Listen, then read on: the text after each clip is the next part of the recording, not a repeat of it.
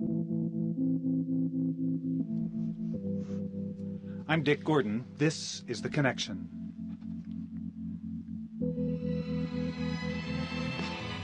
In shorthand today, we call it 9/11. It was a day that changed the course of nations, and it was also the most horrific mass killing ever watched by so many people on television.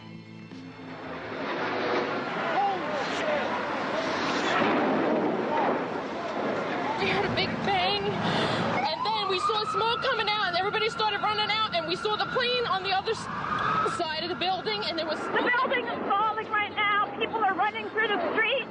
Smoke is everywhere. There is a major fire at the Pentagon. United 93, understand, have a bomb on board. Go ahead. That aircraft you can't get a hold of, has he turned to the east now? He's just turned to the east also. United 93, you're here, Cleveland Center. Today in The Connection, we're here in New York City with four women who early on that September morning had no earthly idea how their lives and that of their families were about to be upended. Lori Van Auken, Kristen Breitweiser, Patty Casaza, and Mindy Kleinberg all lost their husbands in the attack on the World Trade Center towers.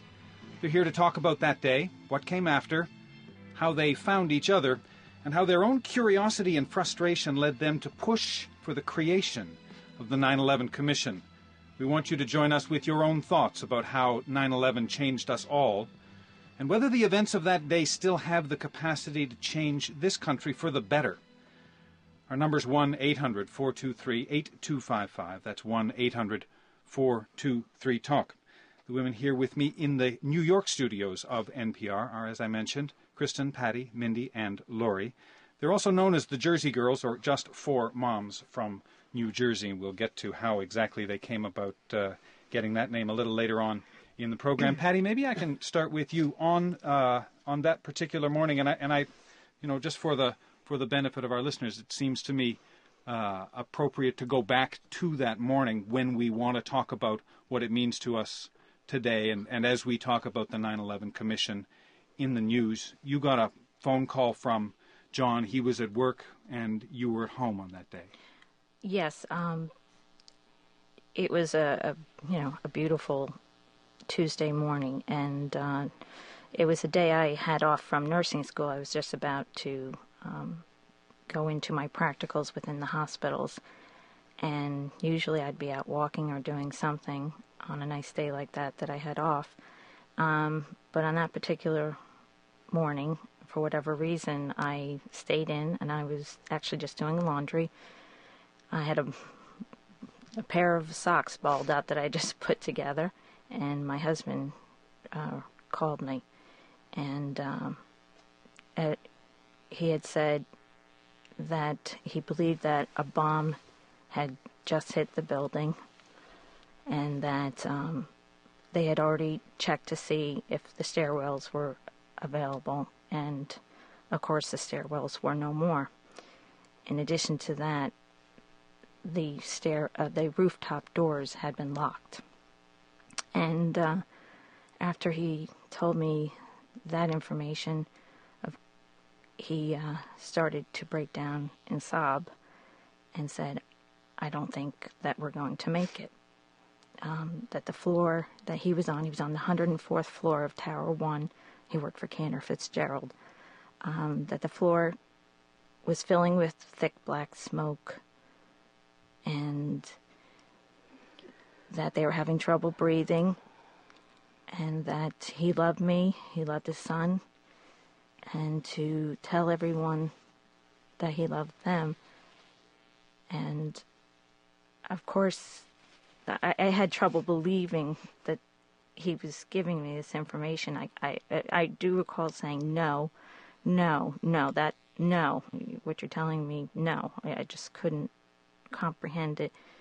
And then, as he just went on and on, sobbing and saying, "I love you, I love you, I love you," I realized he needed some comfort. And of course I was telling him I loved him, his son loved him, everybody loved him, and that he was a good man. He had an unbelievable faith in God, and I was hoping to steer him in that direction and hope I hope that he got some comfort knowing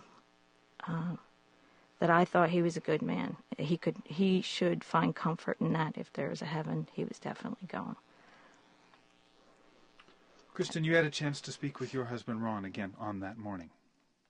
Yeah, my husband called me at 8:52. He was in building 2, and he called to reassure me that it wasn't his building. I was actually heading out the door with my 2-year-old daughter, and so I didn't have the television on, and I picked up the phone, and he was just like, "Sweets, I'm fine. I didn't want you to worry. It's not my building." And I, had no idea what he was talking about. So I said, "What are you talking about?" And he said, "Put the television on. It's the building next to me. It's on fire." And I said, I put the television on, and, I was just struck. And he said, "You don't understand. People are jumping." And I said, "Oh, my God, Sweets, please be careful, And he said, I am. He goes, "But, we're staying." He's like, "We're going to go watch it on the trading floor." And he's like, "I love you." He's like, "I'm okay." And, he got off the phone, and I left the TV on, and about 3 minutes later, his building exploded, and I just fell to the floor and dissolved into nothingness.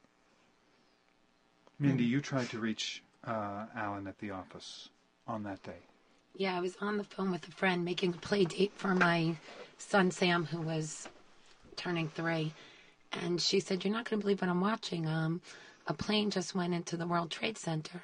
And it just didn't register right away. So we kept talking about times. And then I said to her, "You know what? I got to call you back because that's Alan's building." And I tried calling there because I didn't have the TV on, and I, really didn't understand the magnitude of what was happening, and I didn't get an answer. And then, you know what? Within a minute, my mother-in-law was at my house, my parents were at my house, so they had all been watching this on TV and realized how serious this was. I had no idea. Laura, you got a message on the phone, am I right?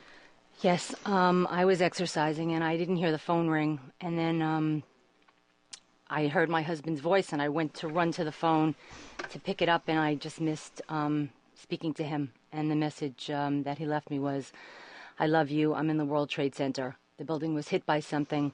I don't know if I'm going to get out, but I love you very much. I hope I see you later. Bye." And I tried to call back, but there was no answer. And I just pretty much fell to my knees in the living room, hysterical, screaming no. And then the phone rang, and I jumped out of my skin. It was my mother, and she's like, "Do put the TV on. You're not going to believe what..." And I said, "Kenny just left me a message." And I put the TV on, and I watched, and then my parents showed up, and then my sister called, and she was on the ferry going into the city, and we watched the building. I was watching it on TV. She was watching it live, the second building getting hit. And, I just was screaming at her, "Get out of there," because I don't know what's going to happen to my husband, and I couldn't bear to think that it would be my sister too. So I remember a period of time, and you guys can all jump in on this, when in the day after and in 2 days after, there was so many people going around with photographs, so many people thinking that they were going to still find someone who hadn't showed up. Were you guys a part of the calling the hospitals, looking Yes. for news from there? Yes, it was nonstop calling of the hospitals pretty much at the beginning. I didn't come into the city, but I sent a picture, and people did come in with my husband's picture. You had your... Yeah, my sister-in-law was in the city, so she was going from hospital to hospital with Alan's picture. And we were just on the phones all night long, calling hospitals, asking, because the reports were that there were people being taken to hospitals or to the Jacob Javits Center or to Liberty Park. So every time they would say that, you would feel hopeful, and you would send somebody to whatever the location was. You always hear stories of buildings collapsing, but there being a pocket. Or, I kept thinking, well, sometimes he goes down for breakfast, so maybe he had gone down and he got out and is just hurt.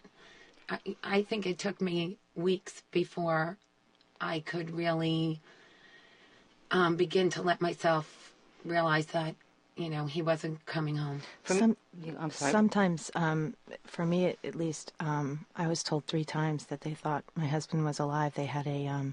Who's they, Kristen? The hospitals would call and say that we have a white male, approximate age, late 30s, burned over 90% of their body. They're probably not going to make it, but it could be your husband. They have blue eyes and approximately 6 feet tall. And, because the people were so burned, you held out hope that maybe that was him. So, then they would say, does he have any marks on him, any scars? And, my husband had a scar on his abdomen. And I would say, well, he has a scar on his abdomen. And, he had this watch on. He was wearing these. We had to tell what kind of clothes, down to the labels of the clothes, the labels of their underwear, their shoes, whether or not they had their teeth, whether or not they wore contact lenses, all these things for identification, because the people that did get out in the burn units were just so burned that if they had a little piece of clothing that had melted into their skin or something, you could identify them. And sadly, that 3 times it was not my husband. Now, Patty, Mindy, Laura, you guys all had children old enough who had to have this explained to them in those days of confusion. Were you saying, just hold on, we don't know? Were you saying Dad's dead? I have a 12. My daughter was 12 at the time. My son was 14. My kids are the oldest, and of everyone's here. And my son was watching television at school, so he actually saw the planes hit the building at school. They didn't turn around, I guess, to see there was a child behind them that might have been affected. He got hysterical crying. I didn't learn about this till later, but he was put with a counselor in another room in the school. And my daughter was told by a friend of hers that they'd heard that the buildings were hit, and she thought, well, my father works in those buildings and he could be dead. So my kids knew about it, right away, obviously, from school, got home, saw we were there, a mess. It was pretty brutal and difficult.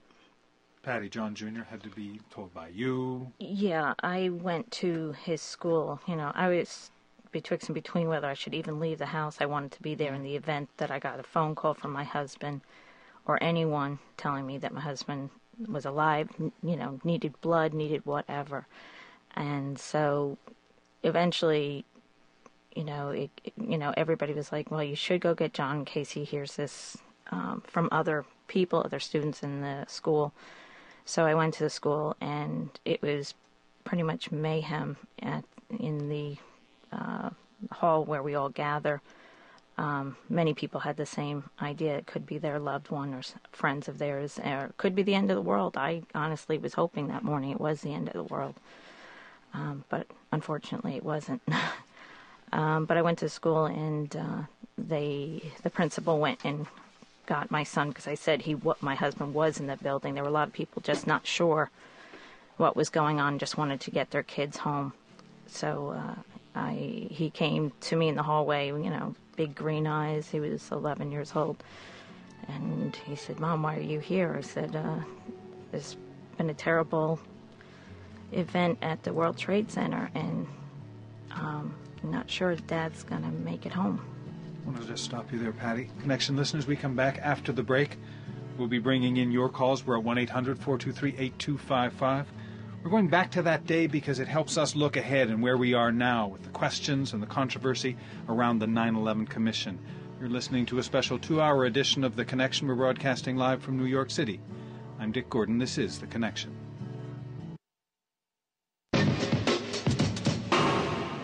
I'm Dick Gordon. You're listening to The Connection. We're broadcasting live for 2 hours this morning from New York City, a special program involving 4 women who are known as the Jersey Girls. They are Patty Casava, Lori Van Auken, Mindy Kleinberg, Kristen Breitweiser. These 4 have done more as ordinary citizens to see that questions continue to be asked about 9/11, particularly now as the 9/11 Commission is so much in the news. We'd like to have you join our conversation this hour. We're at 1-800-423-8255.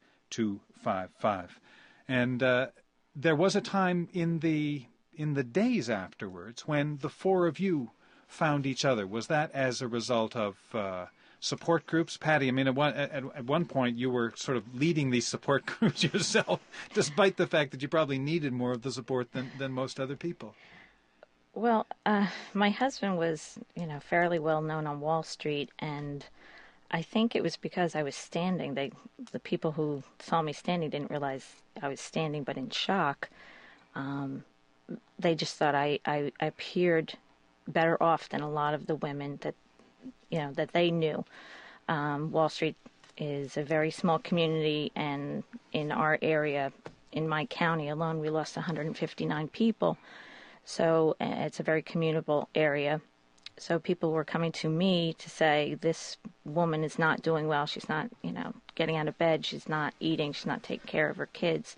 Can you talk to her? And so... Kristen was the first one you hooked up with then? Actually, Kristen and I got hooked up via my church. My church and her church were connected via a support group. It was a non-denominational group, but within the churches in our two communities.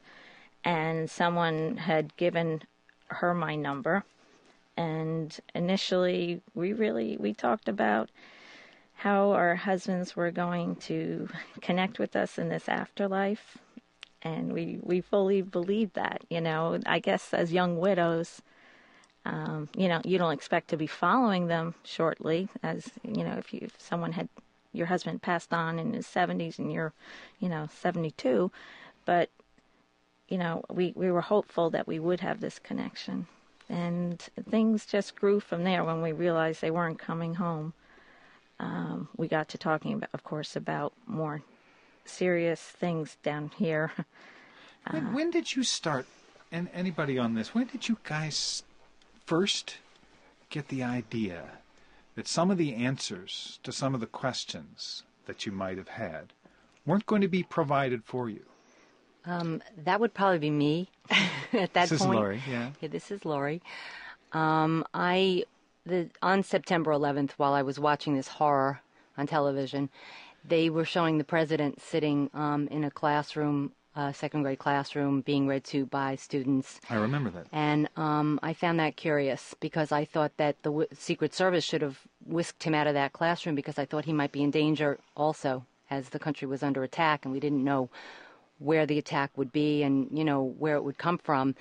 And the students in the classroom I thought might be in danger too. And, being a mother of school-aged children, my kids were on my mind. And I thought, well, gee, I, would certainly not want them to stay in a classroom with the president while America was under attack because somebody might want to go after the president. So that was the first question that I had. Then, of course, the questions about the fighter jets not making, not intercepting the airplanes. And the Pentagon got hit so long after the World Trade Center, and I just started asking questions. You got pretty precise with the time, though. You were creating timelines. This happened at this time, and this happened at this time. So why didn't this happen? Yeah, trying to create timelines. But Mindy, weren't you among the people, because I was, thinking someone else is going to pull all this together? Some of these questions that aren't answered are going to be answered. Yeah, you know what, it was a process. Lori awoken early.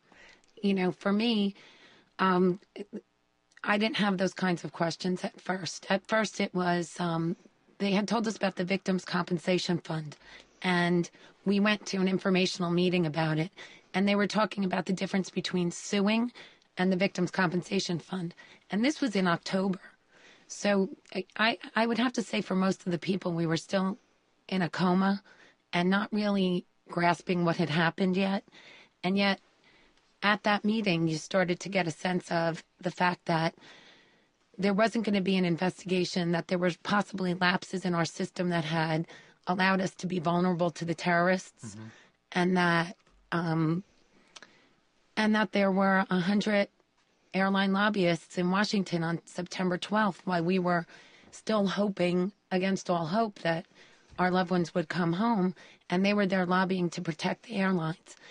And that was really an awakening for me. You started to feel like, what are they protecting, and why should we be able to sue? And that just opened the door for a whole lot of questions. Kristen, you have training as a lawyer. Were there questions forming in your mind, or were you reacting very much as a mom, as a widow, as a person involved in the center of it at this point? I think the first thing that struck me was, again, the picture in Time magazine of the president, and I thought it was the caption was wrong. It said the president being told about the second plane. And I said, that can't be right. How would he still be sitting after the first plane? And then I came to learn that the caption was accurate, that the president sat there for, a full 25 minutes after the second tower was hit. And then really, I think it came about with the Victims' Compensation Fund, the airline bailout bill. I was trained as a lawyer. And I think that it was very frustrating for us because what this was in our minds was a no-fault government. You had the government coming in, protecting the airlines, protecting the city of New York, protecting the Port Authority, protecting all of these entities, the airport security, who had failures that day, and they shielded them from any liability. And then they turned around to the families and said, you have to sign up for this program. As Ken Feinberg would say, this is the only game in town. And we felt like, one of the cornerstones of America and democracy is the judicial system. It sets up a system that keeps people accountable. It sets a deterrent factor. If someone provides a faulty product or is negligent, they have the worry of being held accountable for that in the judicial process. They're held liable. And that's very, very important. And we felt with the compensation fund that what it did was it provided a get-out-of-jail-free card to all of these liable entities, and they didn't have to answer to anything. It wasn't about you. It wasn't about providing something for the families. It was about providing cover for the other people who might otherwise have to deal with it. I think, really, it sets up a very dangerous precedent, and I am very concerned, even thinking down the line from now, what this will mean, because it basically tells any industry that is a backbone of the American economy, go ahead, be negligent, provide a faulty product, and you're not going to be held liable for it. And in return, anyone who's killed or maimed, you're going to get a certain dollar amount, and that's the end of it. And you don't have a right to sue. You don't have a right to answers. So out of that frustration of not getting answers, not being able to have discovery, cross-examination, testimony, depositions taken, we said we need to get answers to this because someone has to fix these problems. So we started saying, let's get a commission. Let's get an independent commission that can look into this non-political, independent, transparent commission to investigate these problems, to hold people accountable, to fix the problems, so that in the next attack, because you have to remember, in the days after the attacks, we were told that, it was going to happen again. We're still being told that. We were left to raise these children alone, and we wanted to know that we were safe living here, and that, God forbid, no one else would have to walk in our shoes. Kristen Breadweiser, Patty Casaza, Mindy Kleinberg, Lori Van Auken, all widows of 9/11, here with me in the NPR New York studios. Our number is 1-800-423-8255. We'll take our first call from Michael, who's joining us now from Watertown. Michael, thanks for calling. Hi, I'm sure you're tired of hearing people expressing their sympathies and condolences, but there they are. You can do that too many times. Thank you. I would like to hear from them where they feel the line lies between inevitable and maybe appropriate reference to the attack and its implications for us and exploitation of the event. I was particularly struck in the days following the attack of all these encomiums to New Yorkers from people who under normal circumstances I perceived as not particularly liking New York very much. But are you talking about now, Michael? Are you talking about when we hear politicians making reference to 9/11 today? Or are you talking about back in the months afterwards? Yes, both. We're going to certainly hear more of it in the upcoming election. And I just want to wonder, in their eyes, where is the line? Because we can't act as if it didn't happen. I disagree that it changed everything, but it certainly changed a lot of things, and our politics has to reflect this. But on the other hand, it's also an incredibly useful event for many people. And I think it's a great question, Michael, because I ask the same thing of myself. But Kristen, what do you hear? I think what's frustrating for us is that in our mind, we had a statement that we used to give out to the press that if you're going to use 9/11, use it in the way that it can provide some good. And if use the pretext of 9/11, the factual circumstances around 9/11, to establish an independent commission, to cooperate with an independent commission, to give them the support, whether it's congressional or from the administration, to write a comprehensive, transparent final report, to have access to all the information that they need. That's the sort of way we want 9/11 to be used, quote unquote, which is not really what we want at all. I hear what you're saying, but, like with the war in Iraq, it was very frustrating for many of us to hear that Iraq was connected to 9/11. I don't know whether it was or not. I guess we will soon find out. But our argument at the time was, if you're going to use 9/11 as a pretext to go to war, how about using 9/11 as a reason to fix Homeland Security, which at the time, and I personally feel currently, we are not fixing our Homeland Security. We are not fixing the colossal problems that exist, whether you want to talk in the airlines with the FAA, the INS, borders, visa, the intel community, their failure to cooperate, congressional oversight, all of these things. Use 9/11. Use it as the reason to fix these problems, and, for God's sakes, instead of going out and inciting more anger towards the American people, can we at least know we are safe living here in the homeland? And for many of us, we feel that, they're using 9/11 for all the wrong reasons. Patty, at some point, though, you needed to gather some political smarts as a group. You needed to know what doors to knock on in Washington, what numbers to call. Where did that come from? I mean, none of you were connected with politics, working with in this kind of lobbying, getting something done before this event, were you? No, not at all. I mean, I was in nursing school. I was aware of health issues, concerned for AIDS, spreading around the world. But my husband was connected globally to the hiccups around the world, and now we were thrust into the limelight of global politics. And what had happened to myself personally was the community that I lived in.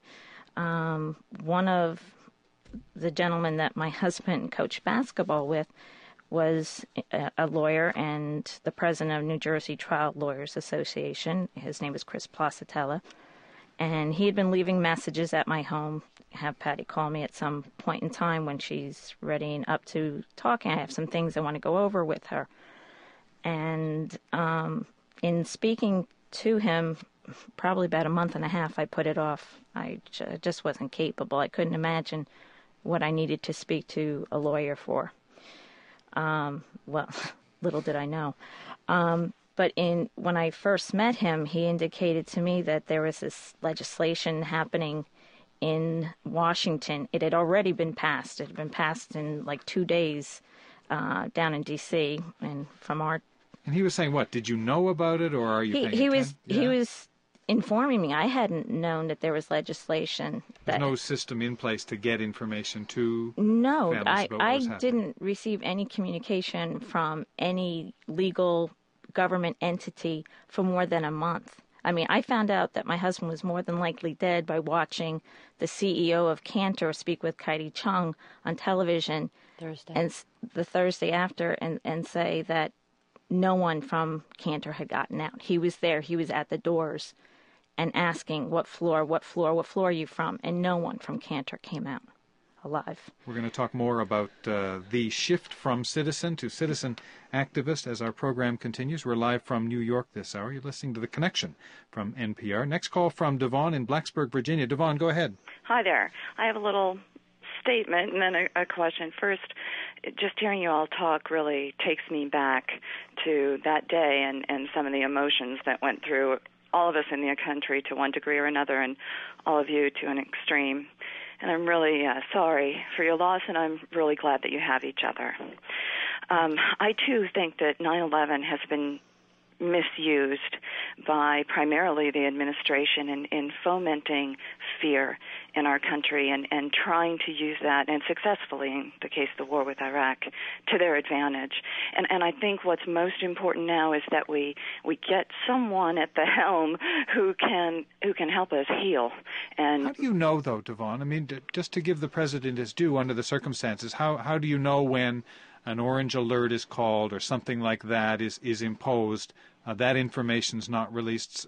How do you judge that it's a bad call or that the fear is being maintained? Do you understand what I mean? Oh, sure. I think the fear is being maintained by the alert system to some degree, but most consistently by the president himself when he, in his statements, will say 9/11, remember 9/11, everything's changed since 9/11. And what's changed, or what he wants us to feel has changed, is our security to such a degree that we will be so full of fear and so paranoid that we're willing to view the entire world in a different way. Mindy Kleinberg is nodding her head listening to you speak to Bob. Mindy, what are you hearing? You know, I happen to agree with her. I mean, the administration has done a lot of things, such as the Patriot Act,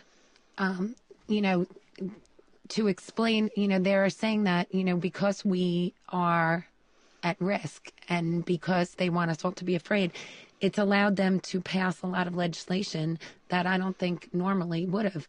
I have always said that it's ironic that the terrorists came here because they hated us for our freedoms, and what we're losing is the very thing for what we're at war.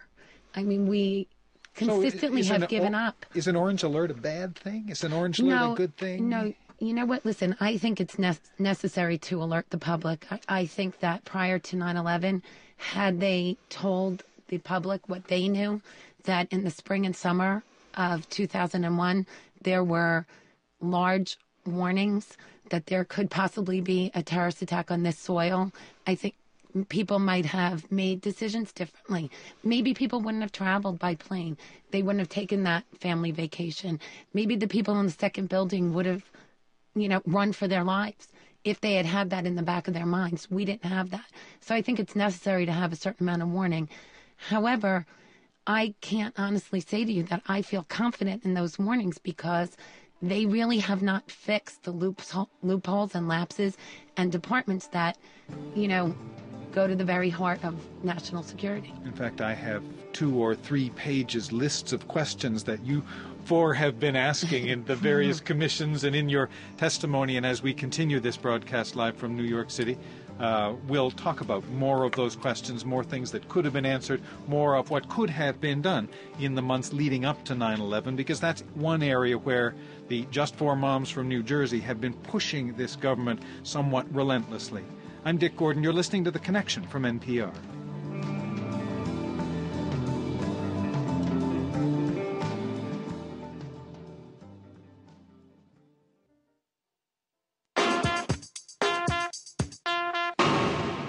I'm Dick Gordon. You're listening to The Connection. We're live from New York City. These 2 hours with a special program showcasing the work of the Jersey Girls for widows of 9/11 who have been pushing for the 9/11 Commission and continue to ask questions about that time. We're joined on the phone now by a fellow by the name of Bob Manetti, who, Bob, I understand your son, Rick, was a young man, a student on Pan Am Flight 103 in 1988 when it was brought down over Lockerbie, Scotland, right?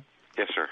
So 14 years ago now, and somehow, Bob, you were able to provide some guidance for these 4 women. How did that come about? There was a support group that formed in Princeton. One of the Pan Am 103 widows and a therapist had started a support group, and she asked if my wife and I would come down in case there were any parents who wanted to see a walking set of parents walking around after that. So we went up to the first couple of meetings and stayed because we thought we could be of some help. The political part of this, the abuse that the government was heaping on the September 11th widows, the publicity, everything they were doing was so incredibly frustrating. What do you mean by abuse? My recollection is not of abuse, and I was just reading the newspapers. Then, be more specific for me. Well, the whole Ken Feinberg operation, the fact that the law setting that whole thing up passed within, while the fires were still burning at the World Trade Center. It's so grossly unfair that And I couldn't say anything about it because as soon as I talked to any media person, all they wanted to talk about was Libya. That's all I was allowed to talk about. So I couldn't do a lot about it, but it was incredibly frustrating to me. And when Mindy and Lori started talking about it, I kind of blurted out that nobody was going to do anything unless they did it themselves. Was it good advice, Lori? Yes. Bob. Sir? Hi, Bob. Hi, How Bob. Are you, Bob? You really four love you, Bob. You four are the most incredible. I am so impressed with what you guys have accomplished. Well, you know, Bob, you got us started. Bob turned around to us and basically told us that we were going to have to do this, that nobody was going to do this for us, and we basically, you know. We're just having a little trouble with your mic, Lori. Kristen, can you just pick up the story here, or Mindy's? Actually, it would have to be Mindy. Okay, Mindy. You know, Bob was, he came to the support group every week, which was amazing of him.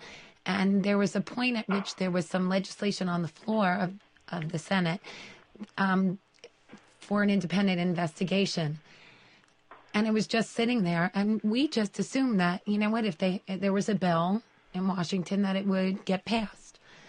And Bob said to us, you're going to have to go to Washington, you're going to have a rally, and you're going to have to lobby. And you did all that. And we walked out of that meeting, and I said to Lori, get on the phone and call Patty, because we're going to have a rally. And that's really how it started.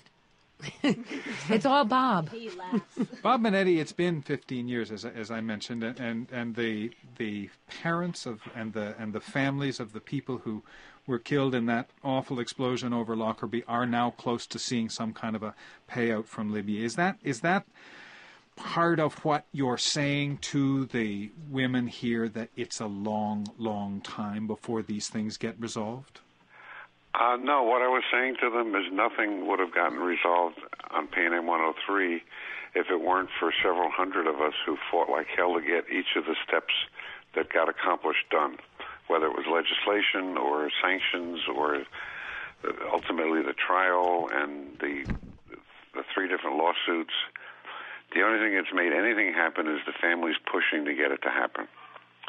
And what I really said to them, which was awful thing to say, was, if you don't do it, it won't happen.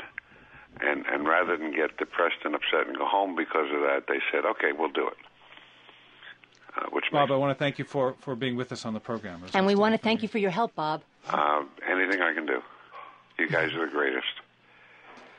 Bob Minetti from Severn, Maryland, former president of the victims of Pan Am Flight 103. Back to the telephone lines. A reminder, our telephone number is 1-800-423-8255 to Amherst, New York. And John is with us. Hi, John. Hi, Dick. Hi, ladies. And as everyone before has spoken, I have nothing but sympathy, and I often think how horrific it had to be. So my heart goes out to you. That being said, I really am a little bit amazed at some of the conversation, because I don't think that this. You are just babes in the woods, and you metamorphized into someone who is very, very concerned. I would venture to say, and I will make an assumption here, that you are all Democrats. None of you had voted for George Bush. Actually, Kristen 50-50. and her husband were Republicans, and I voted for President Bush, and This is Patty, and I also voted for President Bush. Well, then I am mistaken. However, 50-50.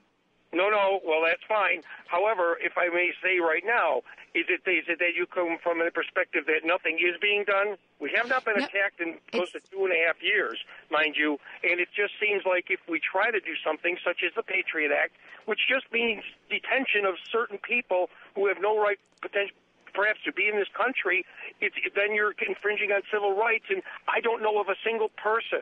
And if you could please name a single person who has been inconvenienced so heinously by the Patriot Act that they're still sweltering in jails, if they belong in this country, I would be very much anxious to hear about it. And I just don't believe it is more or less I think you are politicizing what happened to your family. And hang on a second, John. Let's just hear from Lori here for a minute. You know, first of all, what I want to start with is I'm a parent of 2 teenagers. And I didn't start out looking for problems here. What I started out doing was, you know, when I would go up to my son's room, say, for example, I'd call him down for dinner. He wouldn't come. I'd go upstairs. The door's locked. I'm like, why is the door locked? You know, what are you doing back there? And I, you know, wouldn't get an answer. And then I start to say, well, now I'm suspecting that something is wrong. That's what happened here. The Patriot Act basically is about taking away your rights. I mean, they can look at your records. You've done nothing wrong, say, and the government now can look at things that they've never been able to look at, your medical records, what you've read in a library. That has, I mean, I don't want them looking at my records if I've done nothing wrong. I need a warrant. If I've done something wrong, I want to have the judicial system be involved and be able to get a warrant. The Patriot Act took that away. The Patriot Act now, the president could just kind of say, we want to look at that guy and issue a presidential order. And the whole judicial system has been taken out of our, you know, one of the arms of the government has been taken out of this whole process. Okay, but Plus, what you have to ask yourself is how many of the 19 hijackers would have been caught had we had the Patriot Act? And the answer is none. And I know that that's hard to believe for most of the American public, but you know what? We really did come into this. I have 3 children.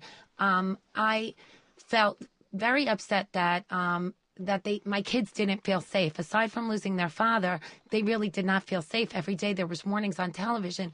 I wanted to do something to make a difference so that they could feel secure at home. So this event had 2 sides. There were the evil terrorists over there who hated us, and then there were lapses in our system that allowed us to be vulnerable to them.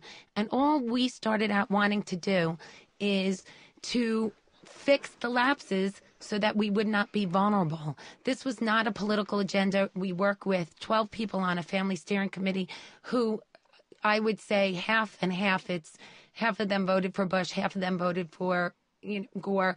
It really did not have anything to do with politics. But as you go into the process and you are studying what is happening, you do see that there has been a lot left undone, that we are not as safe as we could be, and that the Patriot Act is not the panacea that they are making it out to be. All right, but let's talk about it, if we can, Kristen, in maybe an even larger segment, and that is that you went nose to nose with the FBI director asking some fairly embarrassing questions. You've stared down politicians who are Republicans and Democrats, and yet what people will see watching this from afar is, criticism of the president for not releasing his notes, criticism of the president for refusing to appear before the 9/11 Commission, and we live in such a politicized world that it's not hard for someone like John to conclude, oh yeah, you're just piling on, it's political, it's not looking for answers. I think really, certainly from the outside, it could look like that, but when you look at the facts behind this, you have, a commission could have been established on September 12th. It was not. We had to fight for an entire year to get a commission established. Once it was established, we had to fight for another year for the commission to gain access to vital information. On top of that, we had the joint inquiry of Congress do an investigation. They were not permitted access to the presidential daily briefings. They were not permitted access to National Security Advisor Condoleezza Rice. They requested it. They were denied. In addition, there was 28 blanked out pages regarding foreign sponsorship of terrorism. One of the countries that may or may not have been indicated in those blank pages was Saudi Arabia. The Saudi princes came over, told our government, go ahead, release the pages. Our government said, no, we're still not going to release it. You had certain individuals that were flown out of this country.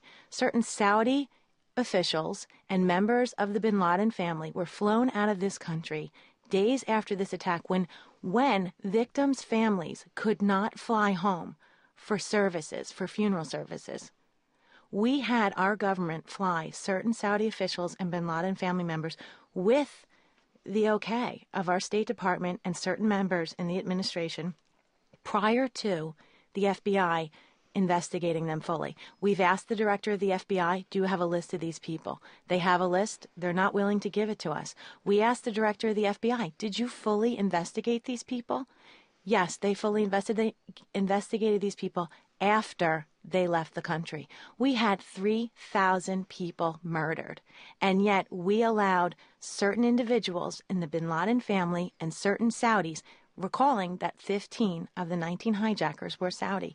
Our government flew these people out of this country before investigating them, and someone has to be held accountable. We're going to wind up this hour in just a couple of moments and come back in our second hour talking greater detail about this. I just wonder if, as a group, the four of you feel like we're getting answers to the questions that you want.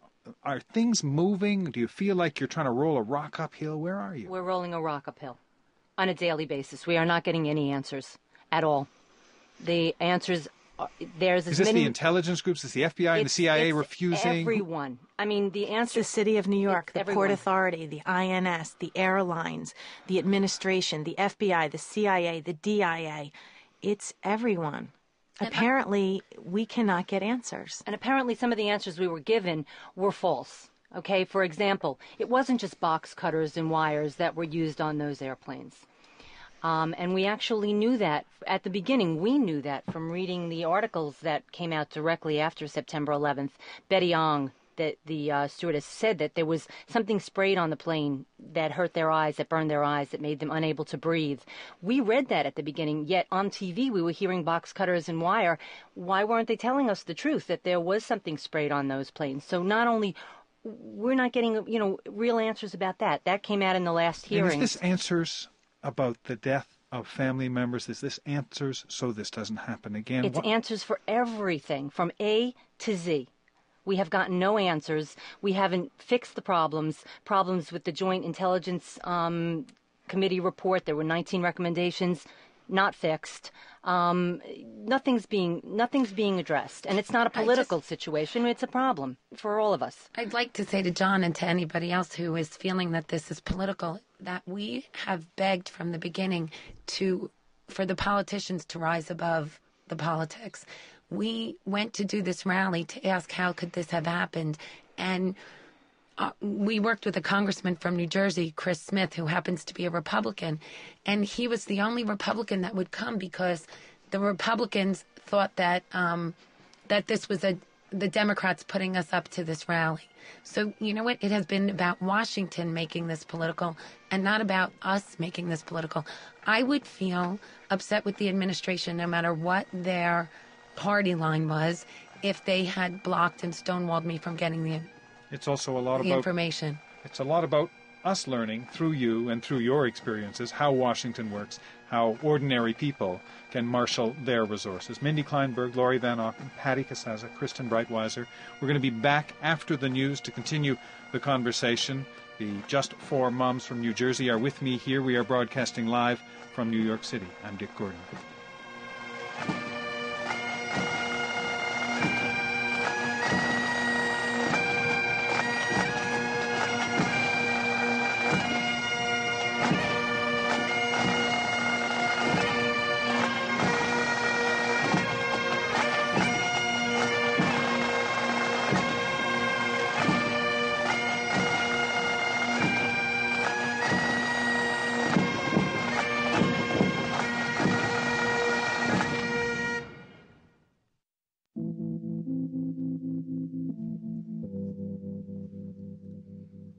I'm Dick Gordon. This is The Connection.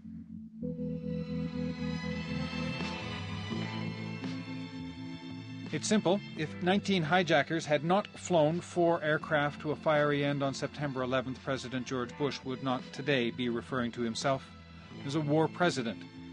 But the events of 9/11 brought a fundamental change to this White House, this nation, and the world beyond. Now the 9/11 Commission is asking some embarrassing questions, such as who knew what and when. 2 weeks ago on NBC's Meet the Press, President Bush explained why he was restricting some of the materials given to the commission to review.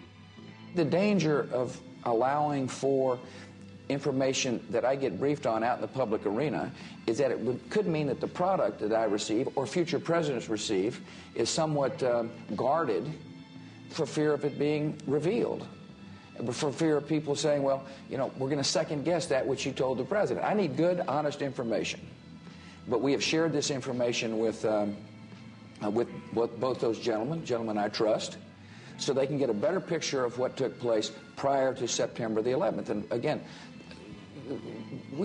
I want the truth to be known. I want there to be a full analysis done so that we can better prepare the homeland, for example, against what might occur. This past weekend, President Bush announced he would meet with the 9/11 Commission at a time and under circumstances yet to be determined.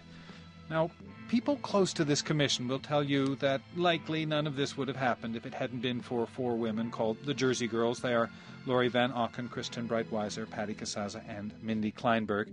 As just 4 moms from New Jersey, they work almost full-time researching and testifying and badgering officials and refusing to take no for an answer. They have become in many ways the citizen activists of 9/11, and they're here with me this hour in a special broadcast from New York City. We'd like you to join our conversation. What questions about 9/11 do you want answered?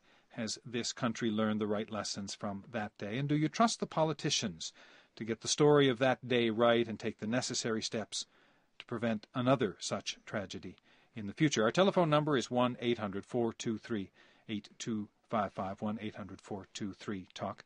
We're going to go next to Dan Egan. He is a Washington Post reporter who has been covering the 9/11 Commission. He's joining us now on the phone from Washington, D.C. Dan, good of you to join us. Nice to be here. And I gather you know these 4 women that I'm sitting here in the studio with. Yes, indeed. I've talked to them a few times, to say the least. Hi, Dan. Hi. Hello. Dan, the news this weekend that the president says he will make an appearance before the 9/11 Commission. Do we know any more about the restrictions, the circumstances under which the White House is going to have that occur? Well, not a whole lot more. I mean, the initial announcement, which came Friday night, essentially around 7 o'clock, after they had also dumped all of the National Guard documents, was very cryptic. It wasn't clear, and everyone took it as to mean what it said, which was a meeting with the commission. But it also turns out that they are instead, the White House is insisting that it will be a limited number of commissioners or representatives from the commission that they would meet with, but have not provided any details on how many that might be. And what about the access to those presidential briefing documents from August of 2001, which is specifically one of the pieces of paper we were talking about earlier on the program? Are those going to be made available? Are there restrictions on that as well? Yes, there have been some fairly severe restrictions, at least according to, from the perspective of some of the commissioners, on those briefings, which are known as the President's Daily Brief. Frankly, you don't have enough time on this show to go into all the arcane arrangements that were made. But the short version is that only 4 members of the commission, the chairman, the vice chairman, and I should say 3 members of the commission, chairman, vice chairman, and a commissioner named Jamie Gorelick, and the staff director, Philip Zelikow, were the only people who could see a good chunk of those PDBs. Furthermore, there was a whole other group that was only viewed by Zelikow and Gorelick. And anyway, the end result was that they sort of distilled all this into a 17-page summary that was then passed along to the rest of the commission, the 7 sitting commissioners who were not part of that select group. And this appears to be where, at least at this moment, that's where it has stopped. The commission did agree to this arrangement. Some of the Democrats on the commission were none too happy about it, but they were outnumbered. And just before I let you go, Dan, I want to just check with the women who are here with me in the studio. That's a long way along from getting no access at all. Do you guys nod to, okay, we're making some progress, or no? Not at all. We feel that the 10 commissioners should have seen all of the presidential daily briefs. That the way the commission was set up was that a couple of the commissioners were picked by Pelosi, a couple were picked by Daschle, a couple were picked by Hastert, and by Lott, and the president picked the chairman. And that was a fair setup, for everyone to come to the table with their own prior knowledge about But the commission has agreed to this, Lori. The commission has said, okay, that's good enough. Right? Well, but then the agreement that they agreed to, which was that their notes would be seen by the other 7, was the notes were further distilled. Yeah. Yeah, the notes are not available. I mean, the notes have not been passed along. The only thing that was passed along was that 17-page summary. That's my understanding, at least. That's right. And it's a long way from unfettered access. It's a long way, and really, I take disagreement with the president in saying that he's cooperating with this commission, and I take disagreement with his reasons for not providing the presidential daily briefings. I think what's important to note are 2 things. Number one, the Joint Inquiry of Congress investigated. They were blocked access to these presidential daily briefings. In their recommendations, they made it abundantly clear that these briefings needed to be accessed, and questions that have come up through the course of their investigation continue to remain and need to be answered. And the only way they're going to be answered is with access to these papers. And number 2, we apparently had a colossal breakdown of the vital flow of intelligence information. And that happened prior to 9/11. Apparently, it is now happening post 9/11 with regard to the intelligence leading up to the war in Iraq. We need to find out why and where this information is breaking down. We need to find out why the National Security Council, people like Condoleezza Rice, are not getting the information that they need to make informed decisions. We need to find out who is relying upon that information and why the proper information isn't getting to where it needs to go. And the only way to do that is to access these briefings. Dan, just quick question before you go. Any precedent for the president appearing before a commission like this? There doesn't appear to be one, although on the other hand, there haven't been that many. I mean, the 2 commissions that are most commonly compared to this commission was one that mandated by Congress that looked at Pearl Harbor, which was the last of, I think, 8 different panels that looked at Pearl Harbor, but the one that's closest to the 9/11 Commission was the last one, and the Warren Commission, which looked at the assassination of John F. Kennedy. In that case, for example, Lyndon Johnson did submit a written statement to the Warren Commission, but was never sat down for a Q&A type exchange, whether sworn under oath or not. So in that respect, it is unusual, but of course at the same time, the 9/11 itself was unusual, as is this commission.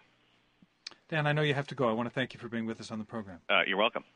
Dan Egan is a Washington Post reporter covering the 9/11 Commission. A reminder, our number here, 1-800-423-8255, 1-800-423-TALK. And we're going to go to the phone lines. Chris is waiting on the line. He's calling from Easton, Massachusetts. Chris, thanks for calling. Good morning, Dick. Thank you for taking my call. Yeah. Good morning, ladies. Listen, I certainly express my sympathy for these women and their families. But is it just me? Do people understand that this was a sneak attack on the United States? This was a Pearl Harbor. Now, would it have been nice if there was some huge government agency that had been in place to collate and have access to all the information so that possibly somebody could have connected all the dots and seen this horrendous event coming? Yes, but hindsight is always 20/20.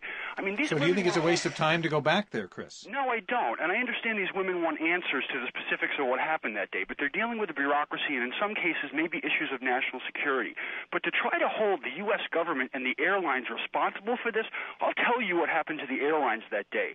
19 suicidal, sociopathic maniacs used their best wiles to circumvent airport security and perform a horrendous act of mass murder. If you ladies want to hold somebody accountable, I think you need to hold Osama bin Laden and the Taliban and Wahhabi Muslim responsible. I'm going to let Mindy in here, Chris. Just hang on a second. Yeah. We do hold Osama bin Laden accountable, but I don't know if you had listened to the hearings. I wonder if you know that 9 of the 19 hijackers were stopped that day. They were selected and pulled out of line and checked and put through another selection process. Did you realize that? I believe I read something about it. But listen. Okay, ladies. well, wait. Okay, go ahead. Did you realize that these gentlemen that were selected had on their possession mace, pepper spray, knives, and their baggage was searched and they were re-allowed back on the planes? Well, ladies, in hindsight, should airport security have been tighter? Absolutely. But I mean, on September... Well, but wait a second. I want to ask you something. So then, going forward from 9/11, okay, would you like to see that these things don't happen again? Absolutely, of course. So then the only way that we could assure that from happening, because I sat in a room listening to hearings where the FAA did have warnings and they didn't step up security, and there has been not enough impetus to this date for them to ensure us that they're doing things differently. What I want to make sure is that when my children want to go fly, that they're not under that risk. I don't think that's a bad thing. Well, there were 61,000 names on a CIA watch list. The FAA had 12 on theirs. Some of the hijackers' names were on that CIA watch list. It could have been as simple as them being on the no-fly list, and they couldn't have gotten on the plane. Well, perhaps you're correct. But listen, September 11th... Chris, just a last point from you, Chris, because we do want to move ahead. Okay, September 11th was a watershed event. On September 10th of that year, do you think there was anyone in this entire nation who could have possibly seen that horrific event coming? It was unprecedented, and it was so out of left field, everyone was caught off guard. Chris, respectfully, we have had some individuals come in and reach out to us that have firsthand knowledge that worked in the government prior to 9/11, and all I can tell you is that there is no smoking gun yet. And I think when these individuals have the opportunity to speak with the commission, some of them already have, when other individuals have the opportunity to go into the commission and speak more towards this information, and when the commission releases its final report, I think then we will all see that some dots should have been connected. And I think more than that, this is not just about an intelligence failure. 9/11 is a dual failure. It was an intelligence failure prior to 9/11. But I want to ask you a question.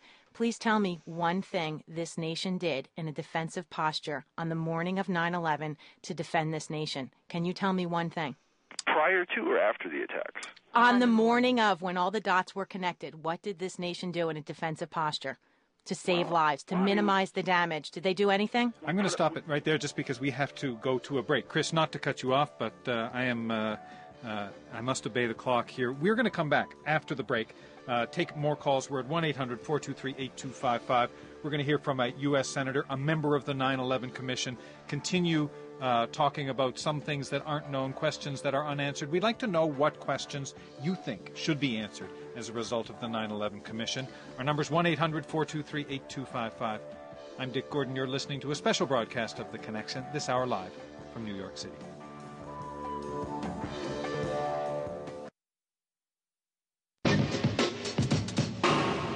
I'm Dick Gordon. You're listening to a special broadcast of The Connection this hour from New York City. My guest here in the studio, Kristen Breitweiser, Patty Casaza, Lori Van Auken, Mindy Kleinberg.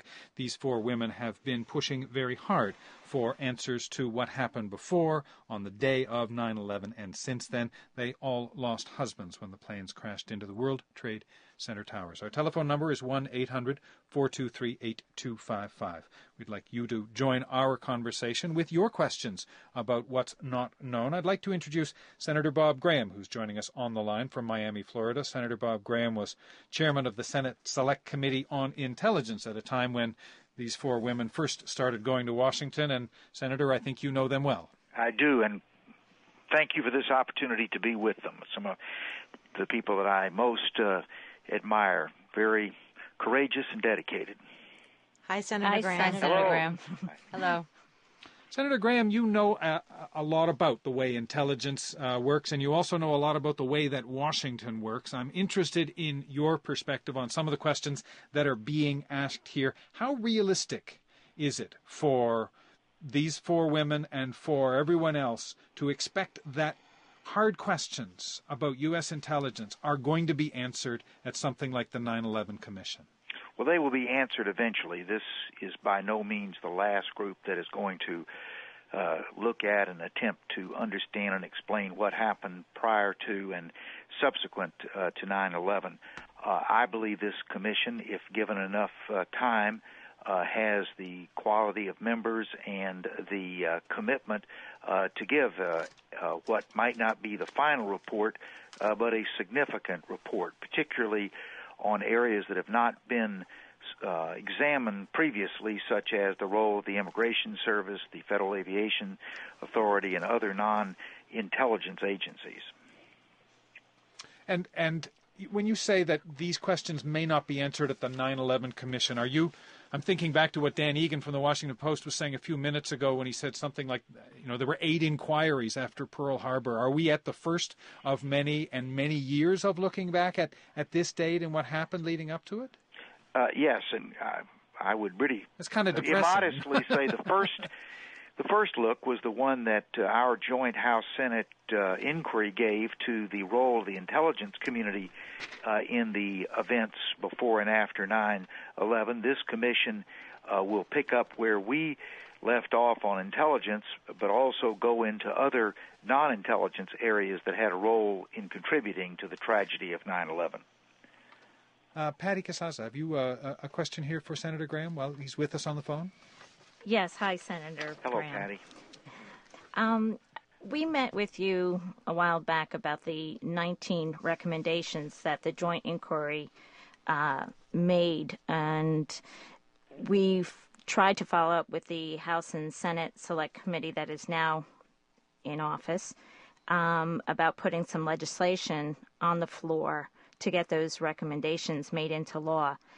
Do you know what is stopping them from proceeding on those recommendations? Well, Patty, I think one of the things is the Iraq War. That and all of the questions that we raised about the quality of our intelligence has sort of taken center stage. But 2 weeks ago, I gave 3 speeches on the Senate floor urging the consideration of, first, the recommendations that related specifically to terrorism, second, those that related to the reorganization of the intelligence community, and third, the role of the FBI. I have talked with the now chairman of the Senate Intelligence Committee, Senator Pat Roberts of Kansas, and he has committed to me that there will be a hearing on the recommendations and the legislation to implement those recommendations, and that hearing will be soon. I am meeting in the next 10 days with Congressman Porter Goss to talk about getting similar hearings in the House committee. Do you know if those hearings will be public or not? I would assume they'll be public because they'll be discussing a public document, which is the Joint Inquiries Report and the legislation to implement its recommendations. Thank you very, very much for You all won't of be your help surprised on to know that the 4 people here are all taking notes.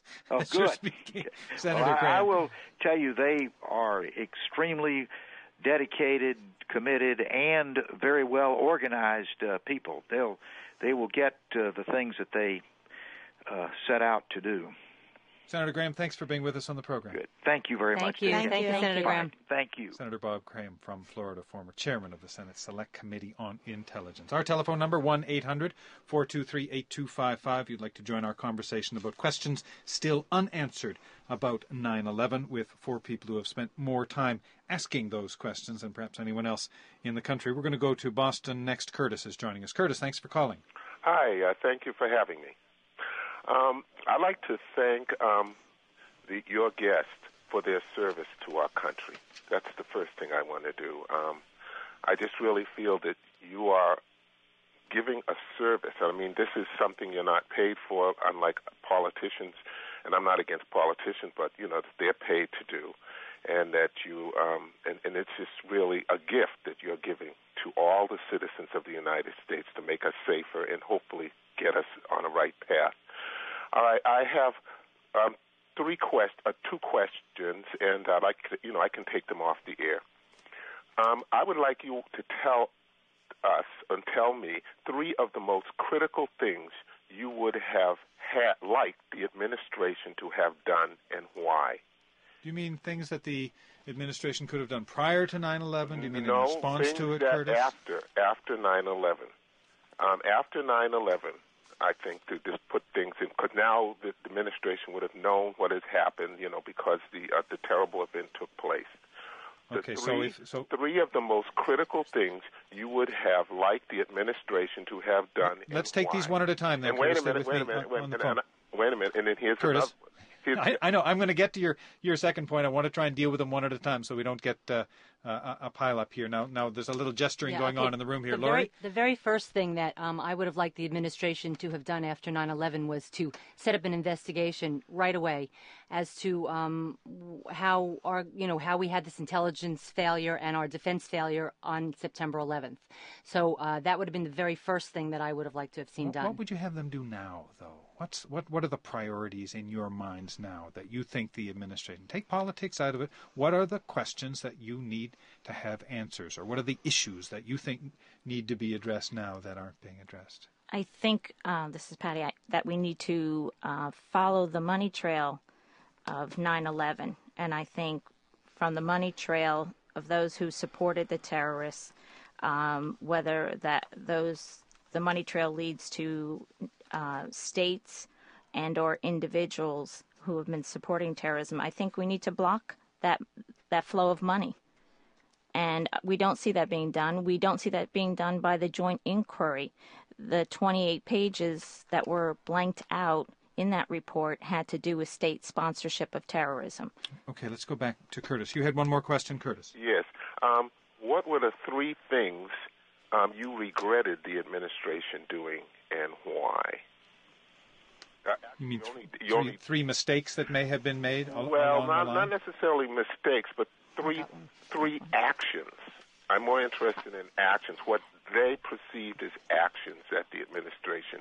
Kristen's going to start with this. Curtis, thanks for your call. I think my number one sticking point is the failure to inform the public in the summer of 2001. I think that if people that were boarding aircraft had known that we were under such a high risk of an al-Qaeda attack, certainly they would have thought twice while boarding the planes. They may have noticed these Middle Eastern men. The security people at the airports may have taken higher note of these individuals. People like my husband in Tower 2, when they saw the devastation in Tower 1, would have said, it would have immediately clicked in their mind, hey, this is terrorism. I'm going to get the heck out of this building. People like the Secretary of Defense may not have remained at his desk until the Pentagon itself was hit. We need to find out why he was still at his desk an hour and 25 minutes after New York City came under attack. People like the president may have just not thought that the first plane was just one bad pilot. He would have acted decisively. He would have acted immediately. And we will never know how many lives could have been saved had the public been informed that we were under such a high threat of an al-Qaeda attack. And I think that more than anything, the public needs to be informed, not only for the next attack, but like Patty just said, we need to be informed as to the decisions that our government is making with regard to foreign policy.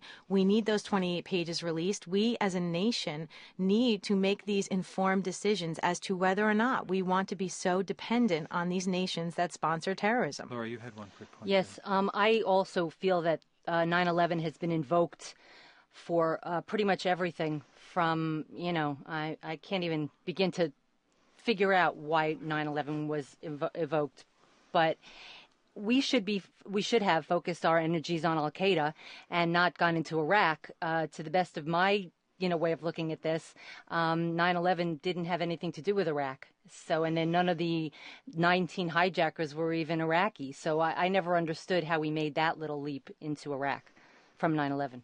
Our number's 1-800-423-8255. Next call from Providence, Rhode Island. Kate's joining us on the phone. Kate, thanks for calling. Hi, thank you.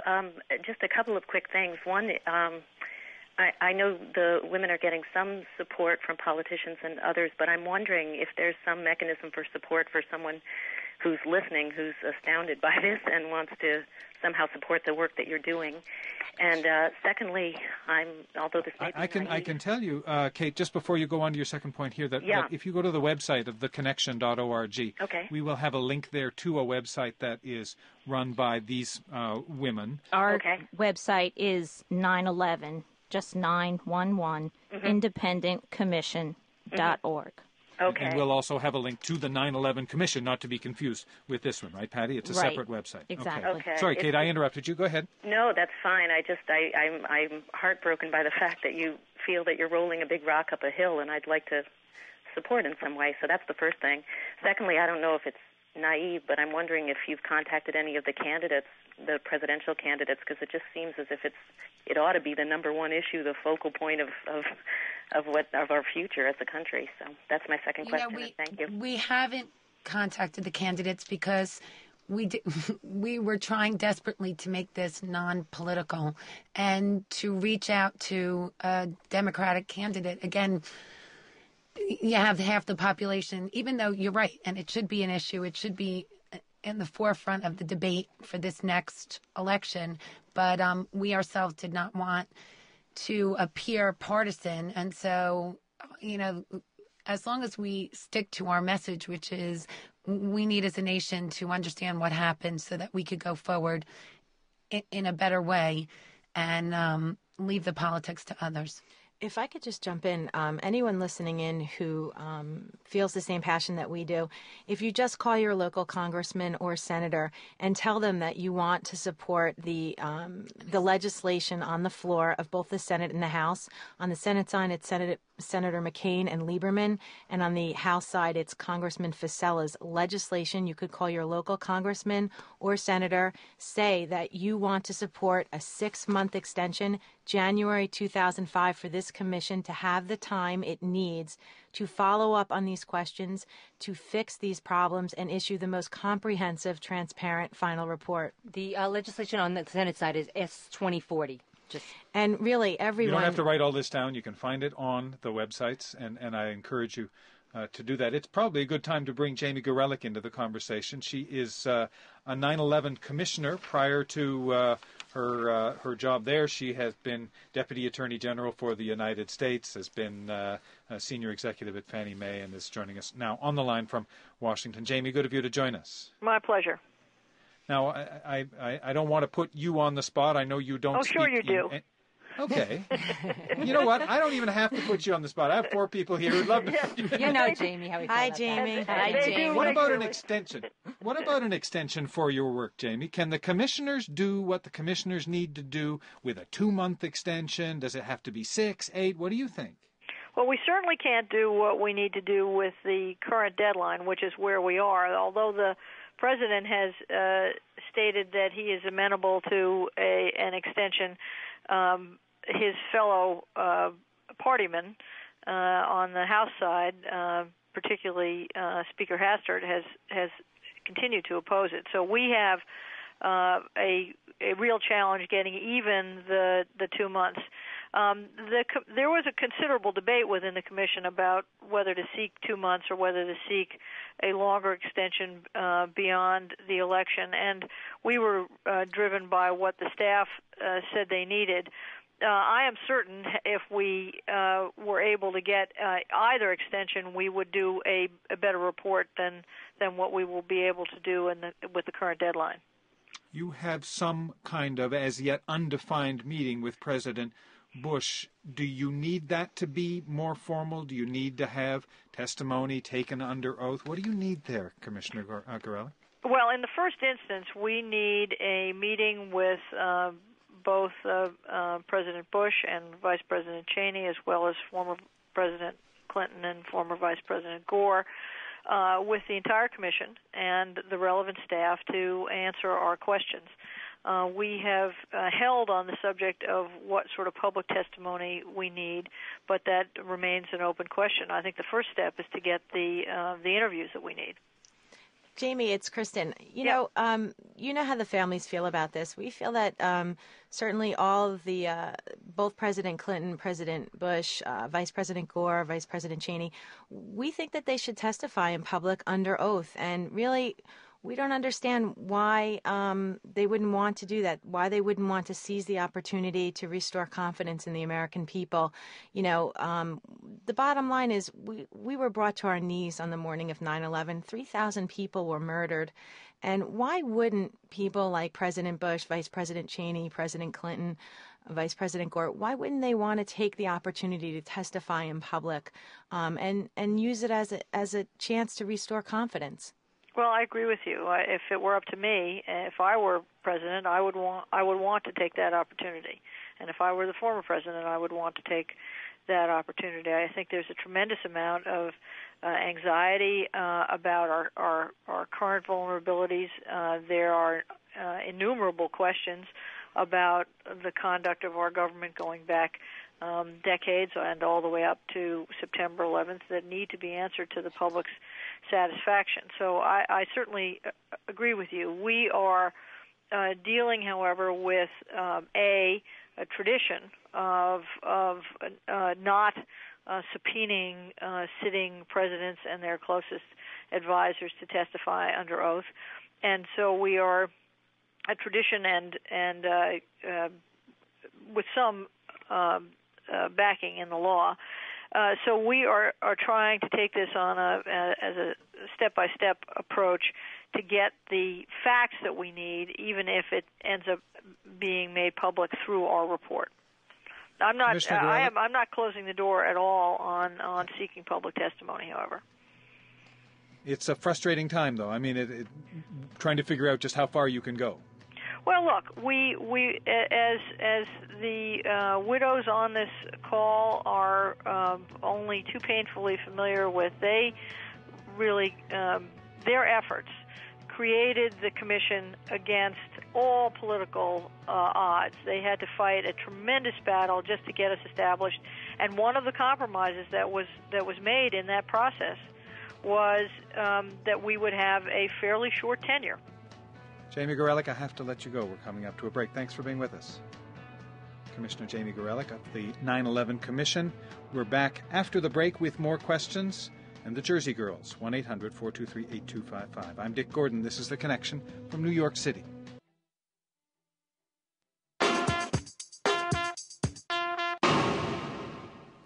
I'm Dick Gordon. You're listening to The Connection from National Public Radio. On September 11, 2001, Alan Kleinberg, Kenneth Van Auken, John Cassava, and Ron Breitweiser were among four of the some 2,750 people who were killed in the terrorist attacks on that day. With me in the studio here, Mindy Kleinberg, Laurie Van Auken, Patty Cassava, Kristen Breitweiser.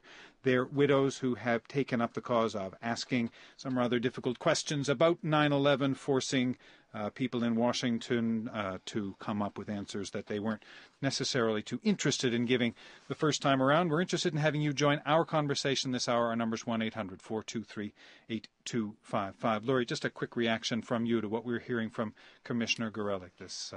I think that we all know that the Commission cannot finish its work by May 27th. The commissioners have come out and told us that several times. I'm sure most people think that we got an extension because the President came out in support of an extension, but we don't have an extension. And the President cannot give us the extension. This was done by Congress. This commission was set up by Congress. So in order to get an extension, we need Congress to pass that into law. And without that, has what the Commission has learned so far, is it worth anything? Has anything been achieved? Are answers to these questions there? We don't know the answer to that. Well, Patty, you're nodding. You're saying there's some progress been made at the Commission so far? Well, just from the last public hearing, right. 61,000 names were not on a do not fly list. If we can get those names transferred to the FAA, how many lives will be saved? I mean, one terrorist can take down a whole plane. 61,000 people shouldn't be flying. What Patty is saying, though, is that we learned that from the open hearings. That's the only transparency that we've had so far in this commission at all. And so far in January, one of our open hearings has been canceled. Both the open hearings were canceled in February because we don't have time. So the only transparency and the only thing that we've learned from the commission has been from the open hearings, and we've lost our open hearings, which is why we need an extension. And what we're getting back to is, to get an extension, we need the American public to help us to say we obviously are not through here. This will be an incomplete report at best. 1-800-423-8255. Gregory's on the line now, calling in from Raleigh, North Carolina. Gregory, thanks for calling. Ladies, I admire you more than I can say. I married a Jersey girl in 2002 who watched what happened in 2001. Your spirit's been a part of our lives for 2 years. We've been watching what you're up to. We've been on the news groups and the websites and with our congressmen and on the phone. There is a grassroots effort behind you. And I also want to say thank you for your diligence.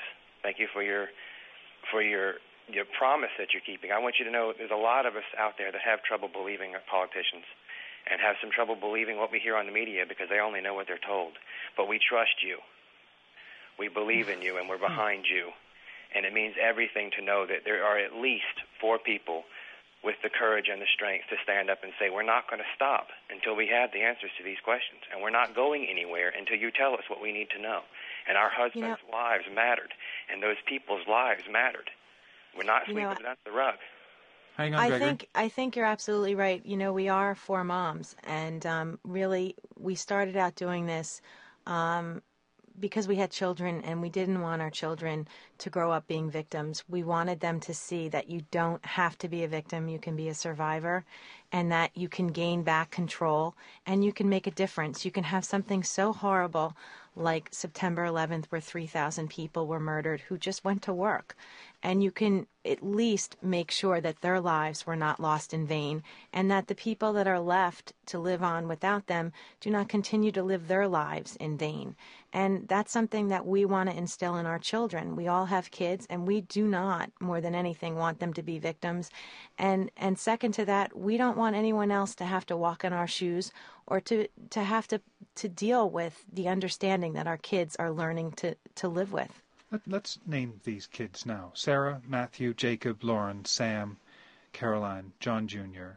These kids are watching what you're all doing now. They're spending time with childcare people, so you can go to Washington, so you can go to New York City, but they're also watching the way that you react to something that happened within the family. How much difference does that make to inspiring you to move forward, to showing them that you don't end up, completely flattened by an event like this, but there is a way, and within this country there is a system within which you can work. Like, we're talking about how dysfunctional it is, but the fact of the matter is that you get to push back, you get to Washington, you get inside some of these stories. You are achieving something, even if it doesn't feel like it sometimes.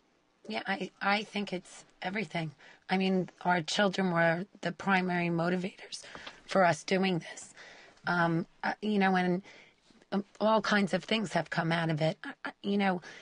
When September 11th happened, I would have really rather gone into bed and stayed there for a year. But you know what? I have 3 children, and they needed to see me keep going. And they needed to know that while they lost their father, there was somebody there that could take care of them. And, they have, my oldest son, Jacob, who is 12, is very proud of the 4 of us. I mean, he watches everything that we do. And I think that it has given them a sense of that they're not victims, that this horrible thing happens, but that if you stand up and you ask the right questions and you do the right thing, that you can make a difference. And that's been very empowering for children who suffered this kind of traumatic loss. 1-800-423-8255. Next to Providence, Rhode Island, Lee's joining us on the phone. Lee, thanks for calling. Hi. I just want to, commend the ladies, first of all. I had a question. But before I asked it, I wanted to just make a quick comment on the fact, when 9/11 first happened, the first thing I thought was, what are the odds that 4 planes from 3 different airports would be able to be hijacked?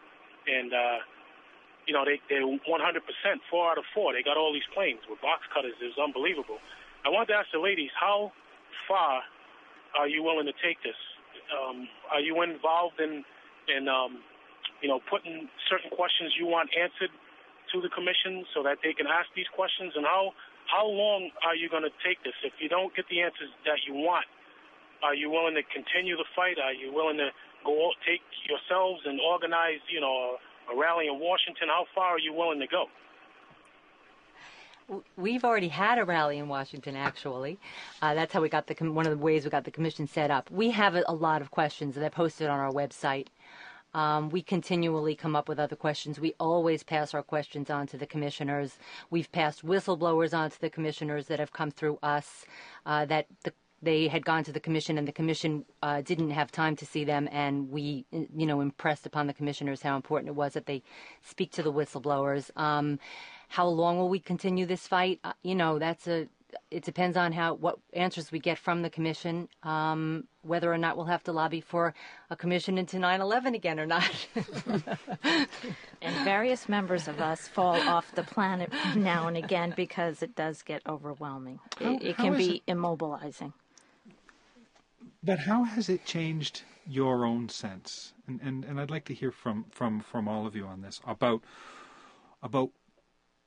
what is your role as a citizen. We started the program by talking about an expectation that somebody was going to do something, that this wasn't going to happen again, and yet you have, the four of you and many others I know, spent a lot of time figuring out that if you don't push, nobody else will. Is that part of your role, Patty, as a citizen in this country? Absolutely. And as you heard from Bob Minetti, who lost his son on Pan Am 103, it's usually those of us who are affected by tragedy that find or point out the problems in a system.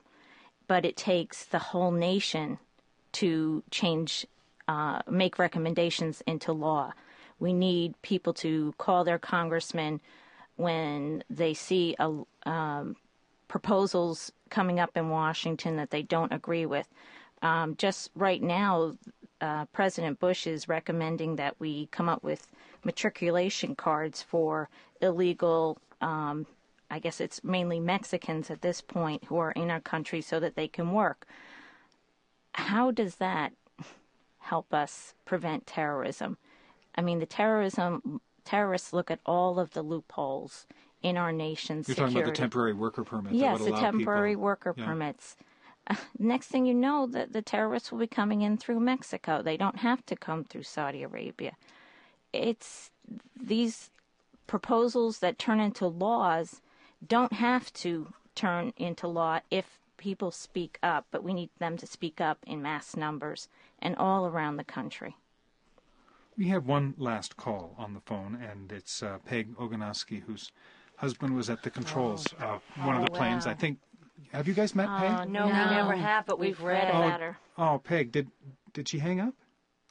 I think she did. Isn't that too bad? Oh no. We had her hanging on the line, but she'll be listening on the radio. If there's something that you guys would say to her. Can you try to contact us? That would be great if we could get in contact with you. You can contact us. Peg, are you back there now? Yes, I'm here. I'm sorry, I thought we lost you there for a minute. You had something you wanted to say to the women here? I certainly did. You ladies are my heroes. I thank you so much for the work that you're doing for everyone.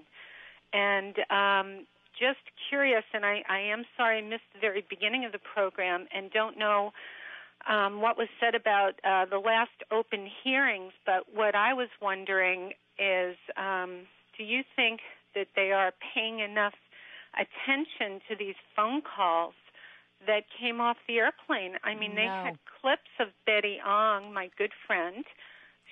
I'm a flight attendant for American as well, or I'm on a leave. I haven't flown since 9/11, but I did know all these flight attendants who did their jobs so well. And Betty's phone call was broadcast. I didn't hear anything about Amy Sweeney's incredible phone call.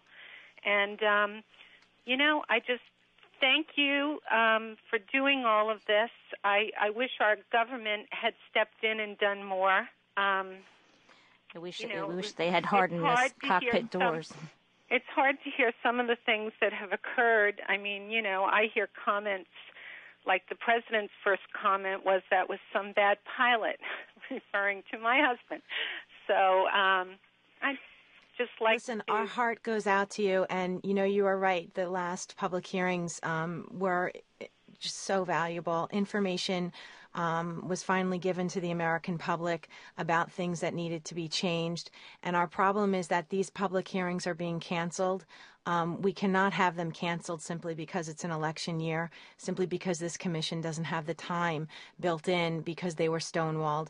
We need to hold the full amount of public hearings so that we can find out this information, so that we can learn from the cockpit recordings, so we can learn from the desperate phone calls from the flight attendants and the people on the planes. And the bottom line is that if we don't learn from the past, we're going to repeat the same mistake. We often say to ourselves, would 9/11 have happened if the cockpit doors had just been secured? We know that, the airlines did a cost-benefit analysis, and they determined that it was more effective not to fix the cockpit doors. But really, could 9/11 have been prevented had they been secured? And just to let you know, we did mention to the commission that we wanted Amy Sweeney's call to be made part of their investigation. We wanted it to be contained in the public hearing, and for whatever reason, the commission made a determination not to do that. We are also saddened that they didn't play the entire portion of Betty Ong's call because there was other vital information within that call. So we're trying. It's an uphill battle, and we really, really appreciate your support. Well, thanks to Peg for calling in on the program, and a chance for me to thank the four of you for not only spending a couple of hours with us, telling us what you've been up to, but also on behalf of our listeners to thank you for the commitment that you've put towards this over the last 2.5 years. It's been quite something to watch. To Patty Casaza, Mindy Kleinberg, Lori Van Auken, and Kristen Breitweiser, thank you so much for coming in. Thank you for having us. Also on the program today, we talked with Bob Minetti, former president of the victims of Pan Am Flight 103, Dan Egan, Washington Post reporter from Washington, D.C., Jamie Gorelick, a 9/11 commissioner, and Senator Bob Graham, who is involved in intelligence matters at the Senate level. I'm Dick Gordon. This is The Connection.